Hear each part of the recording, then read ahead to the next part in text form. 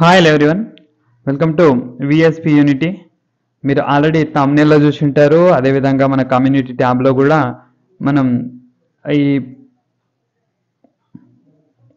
thumbnailని post చేయడం జరిగింది. నేను ఏ వీడియో నెక్స్ట్ అప్లోడ్ చేయబోతున్నాను అన్నది మన 1 minute అండి. ఓకే, అప్లోడ్ చేయబోతున్నాను అన్న విషయాన్ని మీకు ముందుగానే చెప్పడం జరిగింది. అదేవిధంగా చూడండి, ఈ ప్రాబ్లం ఏంటి, ఏ విధంగా చేయాలి. మన ఛానల్కి ఎవరైనా ఫస్ట్ టైం వచ్చిన వాళ్ళు ఉన్నట్లయితే సబ్స్క్రైబ్ చేసుకోవడం మాత్రం మర్చిపోకండి. వీడియోని ఎండ్ వరకు చూడండి. వీడియో చాలా లెంతీగా ఉండొచ్చు, లెంతీగా అవ్వచ్చు, ఎందుకంటే మనకు క్యాలిక్యులేటర్ యూజ్ చేయాల్సి ఉంటుంది. క్యాలిక్యులేటర్ని కూడా ఏ విధంగా యూజ్ చేయాలన్నది ఇక్కడ డిస్కస్ చేసే ప్రయత్నం చేద్దాం. ఓకే, సో ఇక్కడ ప్రాబ్లం చూడండి. ప్రాబ్లం వచ్చేసి దేని గురించి మాట్లాడినరు అంటే Gauss forward formula, Gauss central difference formula.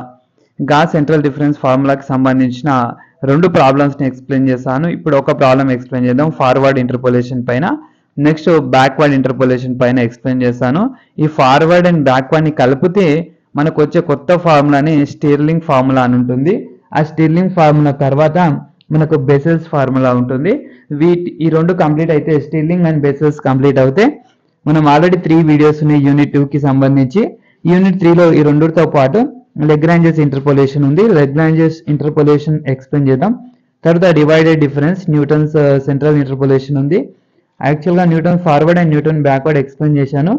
Central difference ఒకటి ఉంది, ఇన్వర్స్ ఇంటర్పోలేషన్ ఉంది. సో ఈ 4-5 టాపిక్స్ అయితే మనకు యూనిట్ 2 కూడా కంప్లీట్ అవుతుంది. సో మనం నీట్గా అన్నీ కంప్లీట్ చేసుకునే ప్రయత్నం చేద్దాం. ఓకేనా? సో ఇక్కడ ఈ ప్రాబ్లంకి సంబంధించి మీకు రావాలి అంటే, దీని ఆన్సర్ రావాలి అంటే ముందుగా క్వశ్చన్ని చూడాలి, దానికి ఫార్ములా ఏంటో తెలుసుకోవాలి. మీకు క్లియర్గా ఫార్ములా తెలిస్తే ఈజీగా సబ్స్టిట్యూషనే ఉంటుందంటే ఏముండదు, మొత్తం క్యాలిక్యులేటర్తోనే చేస్తాం మనం. చాలా ఈజియెస్ట్ టాపిక్స్ అనమాట. ఈ న్యూమరికల్ అనాలిసిస్ సబ్జెక్టే ఈజీ. ఎప్పుడైతే ఫార్ములాస్ పర్ఫెక్ట్గా వస్తాయో, ఎప్పుడైతే క్యాలిక్యులేటర్ని మనం పర్ఫెక్ట్గా యూజ్ చేయడానికి వస్తుందో, అప్పుడే మనకు ఈ టాపిక్ అనేది చాలా చాలా ఈజీ అవుతుందండి. సో ముందుగా ఫార్ములాని చూద్దాం. ఫార్ములా ఏంటి? Gauss forward interpolation, Gauss forward formula. Okay, so Gauss forward formula వచ్చేసి ఏంటి అన్నదాన్ని మనం ఇక్కడ ఒకసారి చూద్దాం. So Gauss forward and Gauss backward అని 2 ఫార్ములాస్ ఉంటాయి. ఇప్పుడు మనం ఇక్కడ ఒక ఫార్ములా గురించి మాట్లాడదాం, అది Gauss forward. Okay, so Gauss ఫార్వర్డ్కి సంబంధించిన ఫార్ములా గురించి ఈ వీడియోలో ఎక్స్ప్లెయిన్ చేద్దాం. ఫార్ములా అండ్ ఈ ప్రాబ్లమ్ని కూడా ఏ విధంగా చేయాలన్నది మనం చూద్దాం క్యాలిక్యులేటర్ యూజ్ చేసుకొని. సో ఫార్ములా వచ్చేసి మనకు yp is equal to y0 plus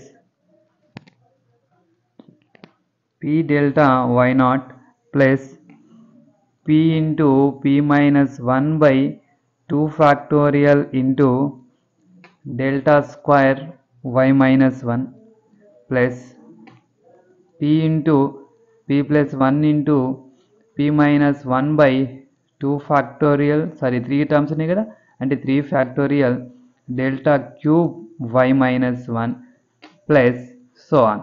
ఈ విధంగా ఫార్ములా ఉంటుంది. ఈ ఫార్ములాని ఎలా గుర్తుంచుకోవాలి అంటే, మనం టేబుల్ డ్రా చేసినప్పుడు మనకు ఒక ఐడియా వస్తుందండి.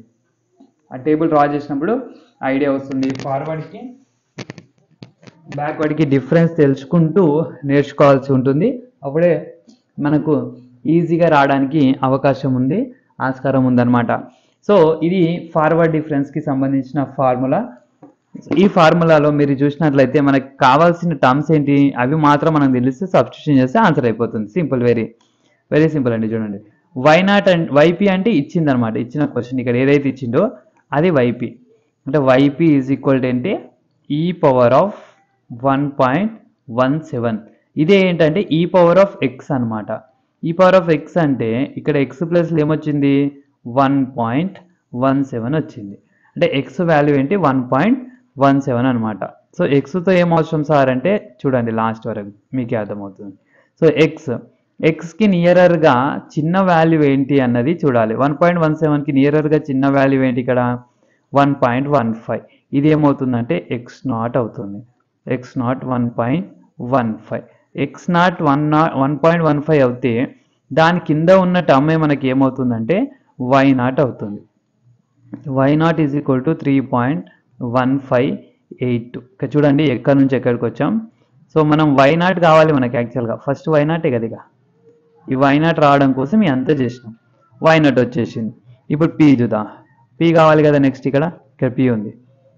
సో పీ కావాలి. పీ కావాలి అంటే పీకి ఒక ఫార్ములా ఉంది మనకు, x minus x naught by h అనమాట formula. X minus x naught by h చేస్తే పీ వస్తుంది.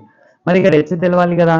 హెచ్ అంటే ఏం లేదంటే క్లాస్ లెంత్. క్లాస్ లెంత్ అంటే ఈ రెండు మధ్య డిఫరెన్స్ అనమాట. సో డిఫరెన్స్ చూద్దాం. 1.05 మైనస్ 1.00 చేస్తే మనకి ఏదైతే లెంత్ వస్తుందో అదే మనకు హెచ్ వాల్యూ అనమాట. 0.05 అనేది హెచ్కి సంబంధించింది. సో ఇక్కడ ఎక్స్ తెలుసు, ఎక్స్ నాట్ తెలుసు.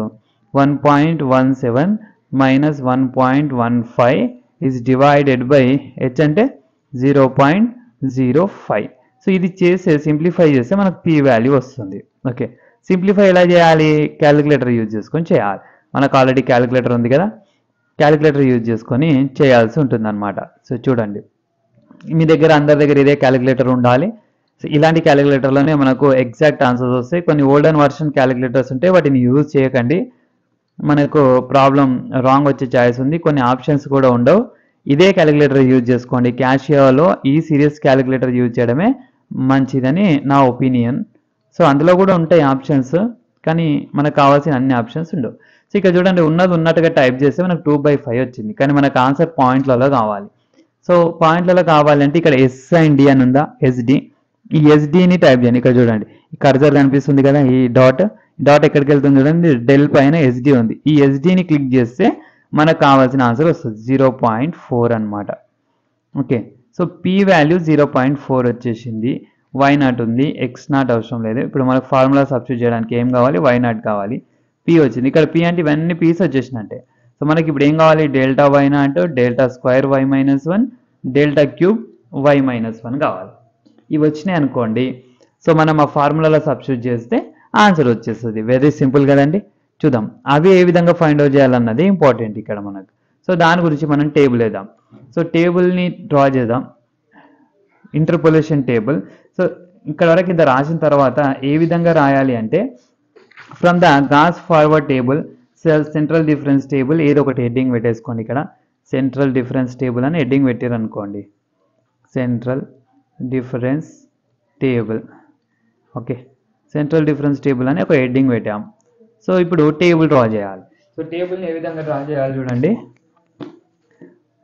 ఎక్స్, ఇక్కడ ఈ పవర్ ఆఫ్ ఎక్స్ వాల్యూస్ రాదాం. X e power of X values రాదాం.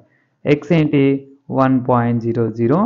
దానికి రిలేటెడ్ ఈ point x e power of x 83.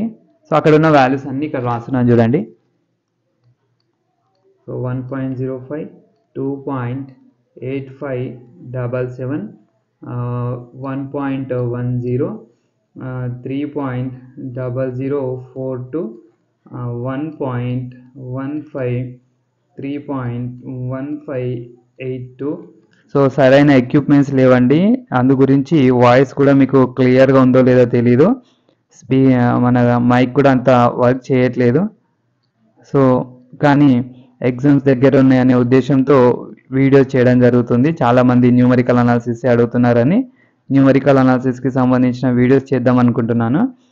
కొంచెం వాయిస్ని అడ్జస్ట్ చేసుకొని వినండి. వీలైనంత మందికి షేర్ చేసే ప్రయత్నం చేయండి.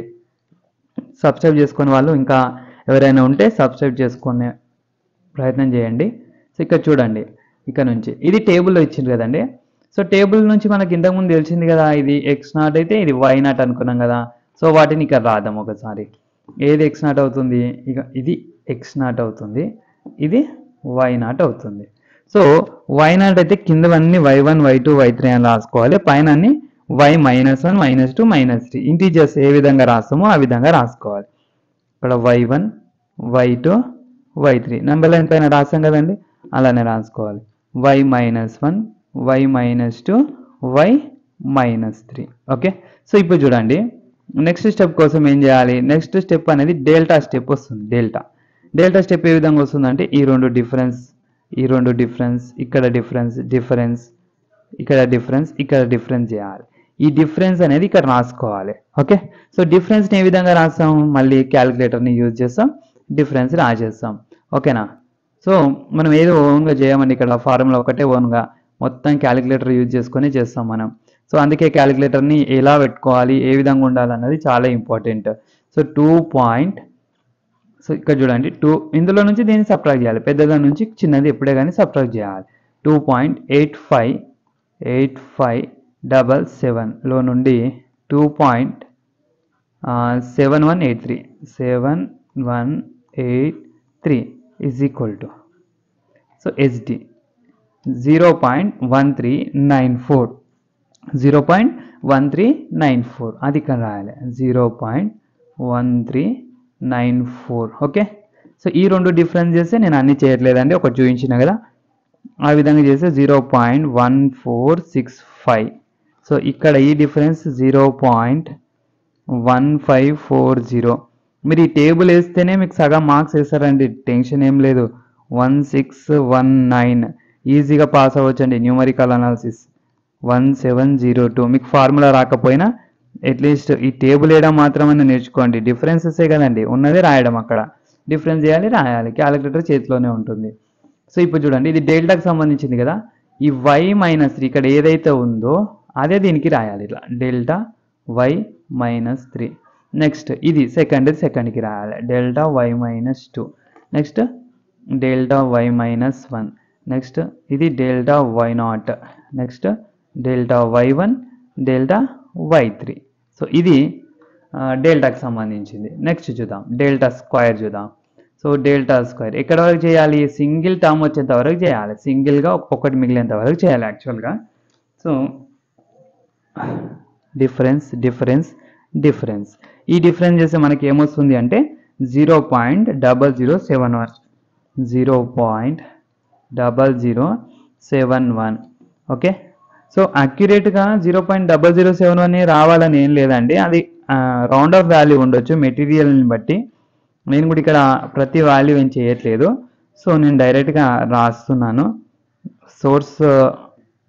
సోర్స్ ఫైల్లో నుండి, బుక్లో నుండి డైరెక్ట్గా నేను రాస్తున్నాను.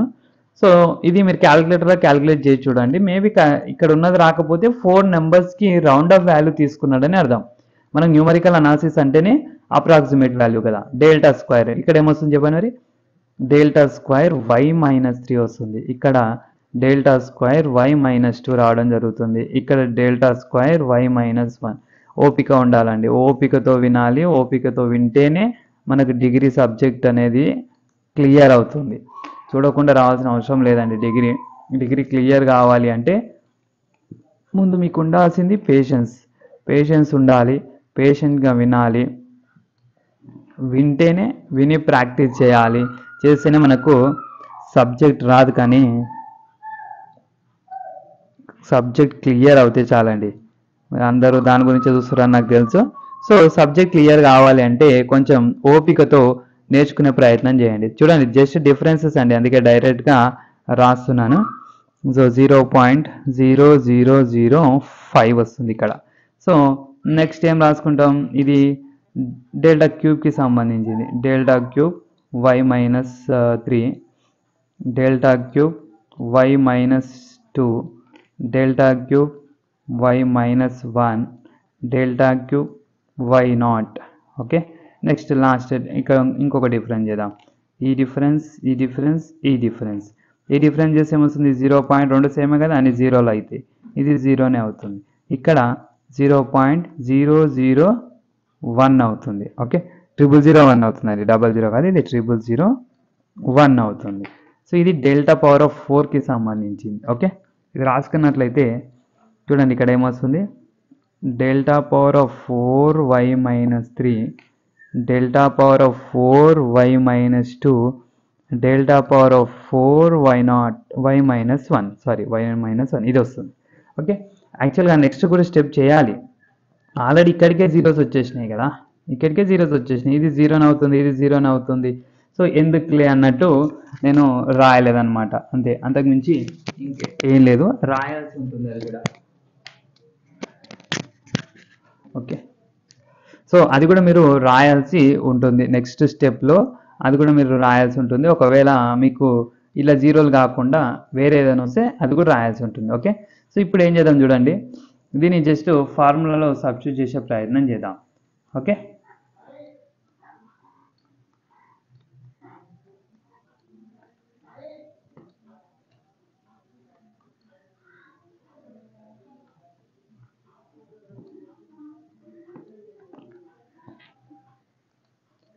ఓకే. సో కంటిన్యూ చేద్దామండి. నెక్స్ట్ కంటిన్యూ చేసినట్టయితే ఫార్ములాని చూద్దాం. ఇప్పుడు ఫార్ములా ఏముండండి ఫార్ములా. సో ఒకసారి మళ్ళీ ఫార్ములాను రాసుకున్నట్లయితే ఆ ఫార్ములాలో సబ్స్టిట్యూట్ చేయాలి ఇప్పుడు వచ్చిన అన్ని వాల్యూస్ అనేది. From center Gauss forward formula, from Gauss forward formula. Okay. ఫార్ములాను ఒకసారి రాదా. గాస్ ఫార్వర్డ్ ఫార్ములా వచ్చేసి ఏముందన్నది ఒకసారి ఇక్కడ నేను రాసాను చూడండి, ఇందాక రాసిందే. Gauss forward formula yp is equal to y0 plus p delta y0 plus p into p minus 1 by 2 factorial into delta square y minus 1. Formula నేర్చుకోవాలండి, తప్పదు. p into p plus 1 into p minus 1 by 3 factorial into delta cube y minus 1. Okay. ఇవి ఎట్లా వచ్చినాయి ఈ delta క్యూబ్లు, ఇవి ఏ విధంగా రాసుకుంటున్నారు, ఎలా గుర్తుపెట్టుకోవాలి అంటే అది మనకు ఇంతకుముందు టేబుల్ వేసామా ఆ టేబుల్ నుండి వస్తుంది, చూపిస్తాను ఆగండి. So p plus 1 p minus 1 p minus 2 is divided by 4 factorial into delta power of 4 y minus 2 plus so on. ఈ విధంగా వస్తుంటుంది అనమాట ఇది యాక్చువల్గా ఫార్ములా. సో మనకి ఎక్కడ వరకు యూజ్గా అవుతుందో అక్కడ వరకు మాత్రమే మనం యూజ్ చేసుకుంటాం, అక్కడ వరకు మాత్రమే రాసుకునే ప్రయత్నం చేద్దాం. ఓకే. సో ఇక చూడండి, మనకి ఇక్కడ ఏమేం కావాలి, y0 వాల్యూ కావాలి, p వాల్యూ కావాలి, సబ్స్టిట్యూట్ చేయాలి కదా, p వాల్యూ కావాలి, డెల్టా y0 కావాలి, తర్వాత డెల్టా స్క్వేర్ y0 కావాలి, y మైనస్ 1 కావాలి, తర్వాత delta cube y minus 1 value కావాలి, next delta power of 4 y minus 2 value కావాలి. ఓకే. యాక్చువల్గా ఈ ఫస్ట్ రెండు వాల్యూస్ అనేవి మనకు ఫస్ట్ స్టార్టింగ్లోనే వచ్చినాయి. సో ఏమొచ్చినాయి చూద్దాం. ఓకే. సో ఇక్కడ చూడండి, h is equal to h కాదు, p ఈజ్ ఈక్వల్ టు 0.4 వచ్చింది, y0 3.1582 వచ్చింది. సో మనం వాటిని ఇక్కడ సబ్స్టిట్యూట్ చేద్దాం.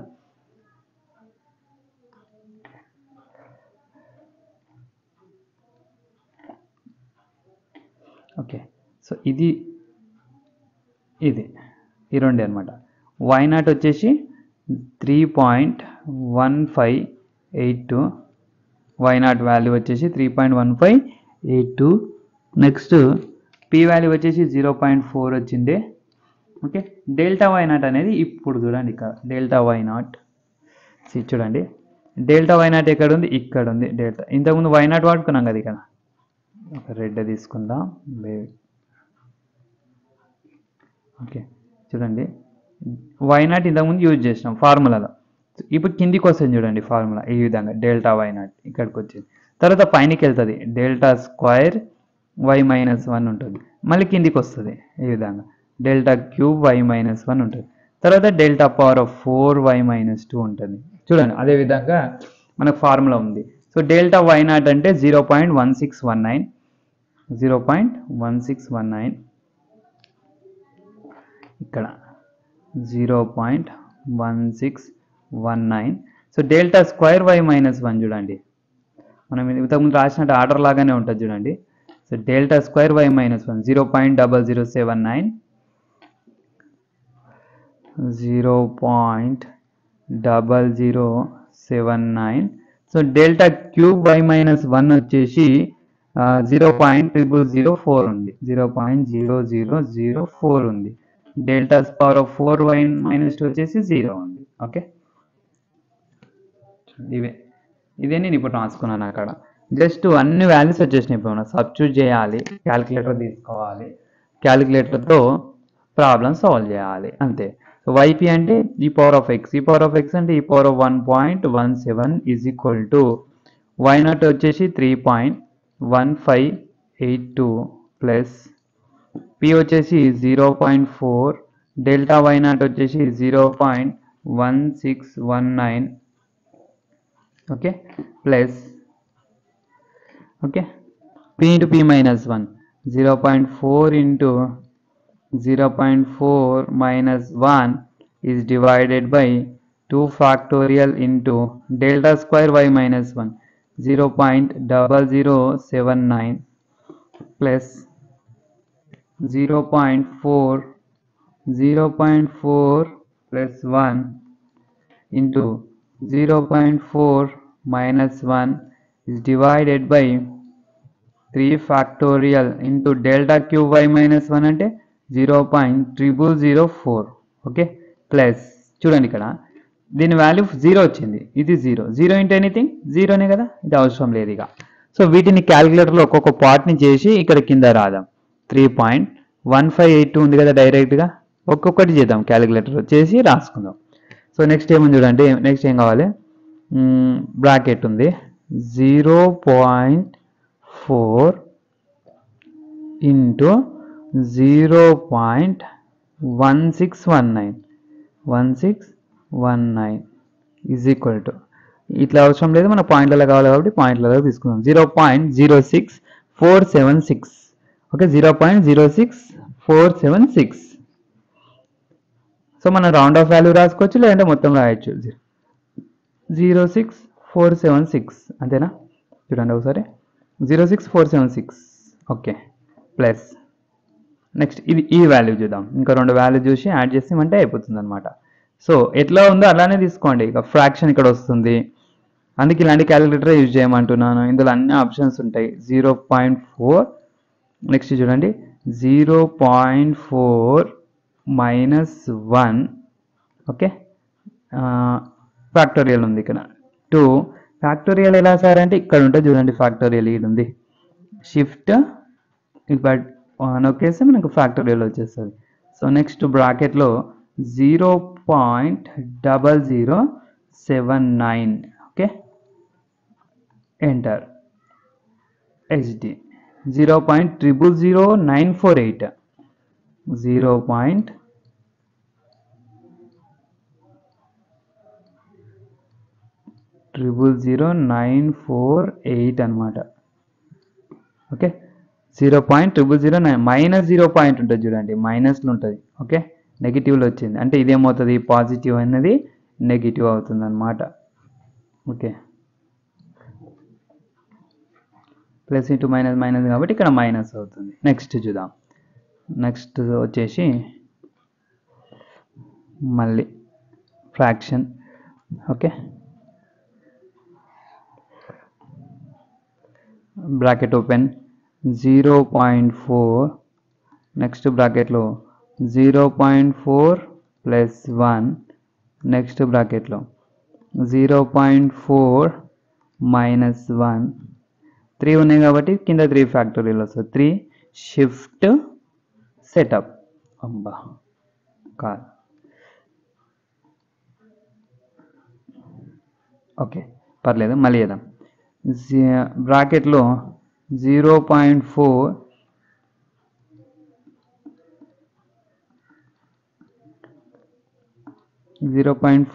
నెక్స్ట్ బ్రాకెట్లో 0.4 ప్లస్ 1, 0.4 మైనస్ 1, ఓకే, కిందికి వచ్చేసి 3 ఫ్యాక్టోరియల్ షిఫ్ట్ ఇది కొట్టాలండి ఎక్స్, ఓకే, ఇంతకుముందు పైన తీసుకున్నాం బై మిస్టేక్లో. సో 0.000004 అనమాట, ఎంటర్ కొట్టేద్దాం, హెచ్డి కొట్టేద్దాం, 0.0000224, ఓకే, 0.0000224. ఇది నియరర్గా 0కి ఈక్వల్ కాబట్టి కొన్ని మెటీరియల్లో మనకు ఈ వాల్యూనే తీసుకోలేరు, సో మనం తీసుకొని చేద్దాం ఏమవుతుందని. సో ఇప్పుడు చూడండి ఫైనల్గా వీటన్నిటిని అడిషన్ ఆర్ సబ్ట్రాక్షన్ చేసేస్తే మనకు కావాల్సిన రిక్వైర్డ్ ఆన్సర్ వస్తుంది, చూద్దాం. సో రిక్వైర్డ్ ఆన్సర్ అనేది మనకు అక్యురేట్ ఆన్సర్కి ఎంత డిఫరెన్స్లో వస్తుందో చూద్దాం. ఖచ్చితంగా డిఫరెన్స్లో వస్తుంది, ఎందుకంటే అప్రాక్సిమేట్ వాల్యూస్ కాబట్టి. 3.1582 ప్లస్ 0.06476 మైనస్ 0.000000948 చాలా ఓపిక ఉండాలండి. మీరు ఈ ప్రాబ్లం చేయాలన్నా, చూడాలన్నా, ఎగ్జామ్లో చేయాలన్నా కూడా మీకు చాలా ఓపిక ఉంటేనే మార్క్స్ వస్తాయి, ఓపిక ఉంటేనే పాస్ అవుతారు. 3.221989 3.221989 అంతేనా? 3.221989 ఓకే. సో ఇది కరెక్టా కాదా ఏ విధంగా తెలవాలి అంటే, ఇందులో మనకు డైరెక్ట్ ఈ పవర్ ఆఫ్ వాల్యూస్ ఉంటాయండి. ఇక్కడ చూడండి, ఈ పవర్ 1.17 మనం డైరెక్ట్గా ఇక్కడ చెక్ చేసుకోవచ్చు కరెక్టా తప్ప. 199 ఉంది. సో ఇక్కడ రౌండ్ ఆఫ్ వాల్యూ చేసి ఇక్కడ వస్తుంది కదా, 199 వస్తుంది రౌండ్ ఆఫ్ వాల్యూ తీసుకుంటే. సో పాయింటర్తో 3-4 వాల్యూస్ సేమ్ వచ్చినా మనం చేసింది 100% కరెక్ట్ అనమాట. So finally we got our answer, right?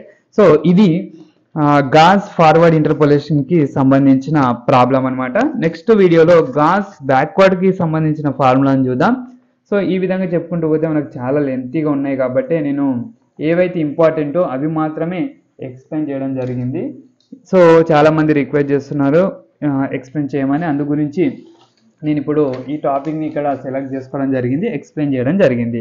ఈ వీడియో కనుక మీకు నచ్చినట్లయితే లైక్ చేయండి, షేర్ చేయండి, తెలిసిన వాళ్ళకి అందరికీ పంపించే ప్రయత్నం చేయండి. మన ఛానల్కి ఫస్ట్ టైం వచ్చిన వాళ్ళు ఉన్నట్లయితే తప్పకుండా సబ్స్క్రైబ్ చేసుకోవడం మాత్రం మర్చిపోకండి. Thank you for watching. Have a nice day.